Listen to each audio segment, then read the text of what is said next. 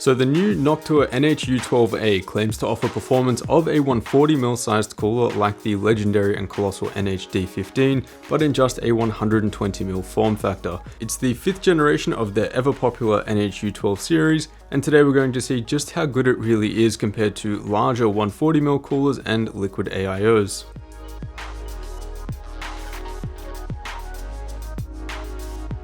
So I understand why someone might want to go with an all-in-one liquid cooler like NZXT's Kraken X62. Generally, I do think they look better than most air coolers. You can customize some lighting effects, and they also have the benefit of being flexible, meaning that you can front mount them, you can top mount them, and you can even squeeze them into small form factors. There is something that can be said for the simplicity of an effective air cooler though. You don't need to worry about SATA wiring to the pump or USB wiring to the motherboard. You just mount the thing and forget about it. There's no worrying about your pump making noise at idle or even failing down the road. Cable management is usually a breeze, and air cooling generally is just less hassle and more reliable in the long term. However, if you're someone who cares more about the thermal and noise performance of your cooler, which one is the better choice? So here are a few coolers that we're looking at today. We've got the 240mm Kraken X52 and the 280mm Kraken X62. We've got the Dark Rock 4 from Be Quiet, and the Noctua NH-D15 and the NH-U12A. This review will mostly focus on the NH-U12A from Noctua since it is the new kid on the block,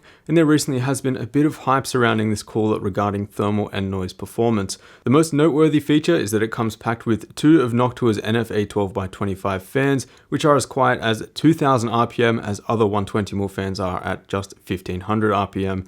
If you can get past the tan and brown color scheme, I regard these fans as the ultimate 120mm fan in terms of noise performance. The fan blades are made of a material developed by Noctua called Sterox, which allows the fan blade tips to be extremely close to the frame without touching. This means less turbulent air surrounding the blades and in turn a better noise profile.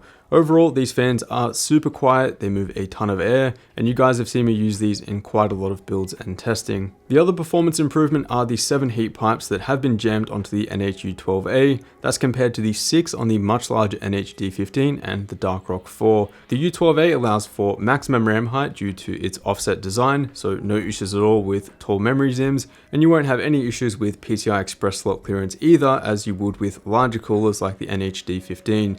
So it is much smaller in terms of length and width compared to the NH-D15, but it is only 2mm shorter with a total height of 158mm.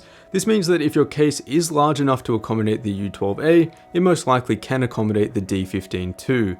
Pricing is also slightly more than the D15, $99 US on the new U12A versus the $89 D15. Other than that, let's start talking about the results. So the CPU that we're using here for testing is the Ryzen 2700X. It's an 8-core, 16-thread CPU, which does require a decent amount of cooling, and we've overclocked it to 4.15 GHz at 1.37 volts. So here we're looking at CPU temperature over time in a Blender render, and starting with the Kraken X52 at 2000 RPM, the Ryzen 7 chip settles in at just over 71 degrees C. Don't worry, we will look at the exact temperatures in a separate chart afterwards as well. I also tried a Noctua fan swap over the Kraken X52 stock fans, and although this didn't lower thermal significantly, it did lower noise quite a bit. Adding in the 280mm cooler, the Kraken X62, we get a nice reduction over the 240mm cooler, with the Ryzen 7 chip now sitting under 65 degrees C consistently. Alright, now for the air coolers, and let's start with the Be Quiet Dark Rock 4, which spins at a max of 1350 RPM. Although this ends up being the quietest cooler configuration in the stack, it does hold back the thermal performance quite a bit. The NH-D15 comes in and gives us thermal performance between the 240mm and 280mm liquid coolers, and finally adding in the NH-U12A, we get thermal performance under 70 degrees C, which does beat the 240mm Kraken X52. So it doesn't beat the NH-D15 when both coolers are at max fan speed, but when the D15's fan speed is lowered to a more comparable noise level to the U12A, subjectively at least, we do actually get comparable thermal performance as well. And here are the exact values for each cooler for a more simple comparison, with the NH-U12A about 2 degrees C warmer than the much larger NH-D15 and about 2 degrees cooler than the Kraken X52. The Kraken X62 at full blast gives us the best thermal result, concluding that big enough liquid coolers still can in fact beat large tower heatsinks. Now I understand that not many of you are going to fuss over the couple of degrees that separate the majority of coolers here, so let's now look at noise levels. So here we're looking at the noise measurements 30 centimeters from the open test bench, and do take these measurements with a few grains of salt.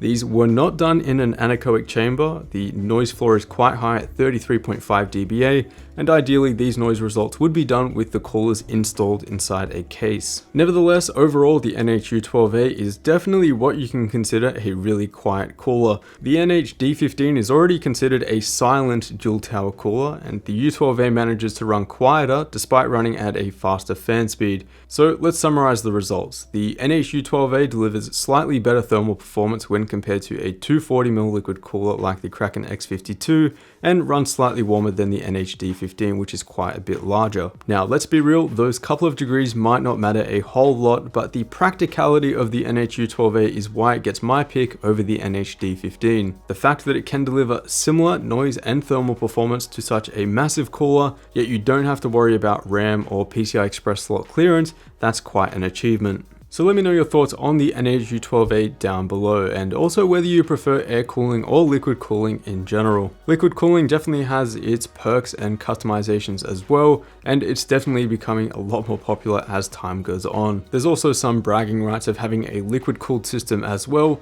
but then again there are those risks long term. As always guys, a huge thanks for watching, consider subscribing down below if you haven't already, and I will see you all in the next one.